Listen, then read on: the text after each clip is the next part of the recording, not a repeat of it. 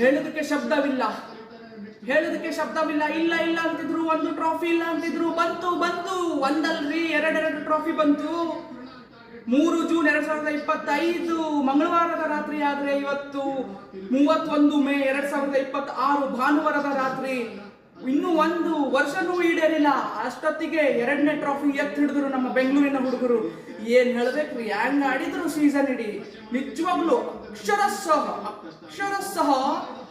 ಯಾವ ಅದಕ್ಕೂ ಪದನೆಲ್ಲ ಅದ್ಭುತವಾಗಿ ಆಡಿದ್ರು. ಕನ್ಸಿಸ್ಟೆನ್ಸಿ ಆಗಿರ್ಬೋದು, ಅವರ ಪ್ರತಿಯೊಂದು ಪಂದ್ಯದಲ್ಲಿ ಅವರ ಉತ್ಸಾಹ, ಹುಮ್ಮಸ್ಸು ಹೆಚ್ಚಳ ಆಗ್ತಾ ಹೋಯ್ತು, ಹೊರತು ಕಡಿಮೆ ಆಗ್ಲಿಲ್ಲ.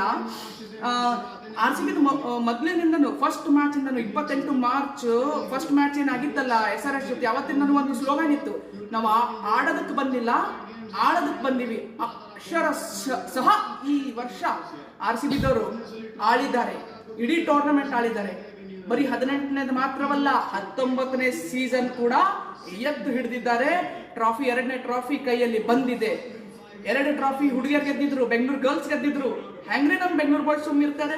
ನಾವು 2 ಟ್ರಾಫಿ ಗೆಲ್ಬೇಕು ತಾನೆ? Yes, 2 trophy ಗೆದ್ವಿ.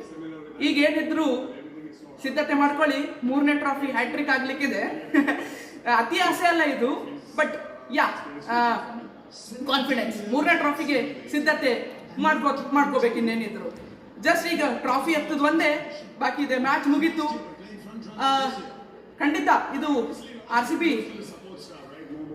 Royal Challengers Bengaluru ಅಲ್ಲ, champion royal Challengers Bengaluru championship ಅನ್ನ ಡಿಫೆಂಡ್ ಮಾಡಿದ್ದಾರೆ, ಹಿಸ್ಟ್ರಿ ಡಿಫೆಂಡ್ ಮಾಡಿದ್ದಾರೆ, ಟ್ರಾಫಿಗೆ ಡಿಫೆಂಡ್ ಮಾಡಿದ್ದಾರೆ. ಈ ಟ್ರಾಫಿ ಕಳೆದ ವರ್ಷದಿಂದ ನಮ್ಮಲ್ಲೇ ಉಳಿತೆ, ನಮ್ದೇ ಆಗಿರುತ್ತೆ, ನಮ್ದೇ ಟ್ರಾಫಿ.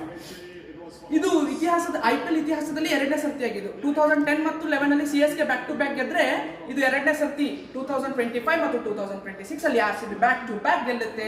ಕಿಂಗ್ ಕೊಹ್ಲಿ ಮುಖದಲ್ಲಿ ನಗು ಇದ್ರೆ ಇನ್ನೇನ್ರಿ ಬೇಕು, ಏನ್ ಬೇಕು? 18ನೇ ಜರ್ಸಿ ಸಂತಸ. ಒಬ್ಬನೇ ಒಬ್ಬ ಪ್ಲೇಯರು ಇಡೀ ಸೀಸನ್, ಇಡೀ IPL ಇತಿಹಾಸದಲ್ಲಿ ಒಂದೇ ಒಂದು ಜರ್ಸಿದಲ್ಲಿ ಆಟ ಆಡಿದಾನೆ ಏಕೈಕ player the Virat Kohli, the king of cricket world. So ಖಂಡಿತ ಎಲ್ಲ RCB ಅಭಿಮಾನಿಗಳಿಗೆ, ಎಲ್ಲ ರೆಡ್ ಆರ್ಮೀಸ್ಗಳಿಗೆ, ಎಲ್ಲ ರಾಯಲ್ ಚಾಲೆಂಜರ್ಸ್ ಬೆಂಗಳೂರು ಅಭಿಮಾನಿಗಳಿಗೆ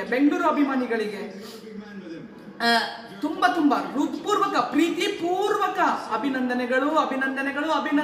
ಜೈ ಬೆಂಗಳೂರು, ಜೈ ಕನ್ನಡ, ಜೈ ಕರ್ನಾಟಕ.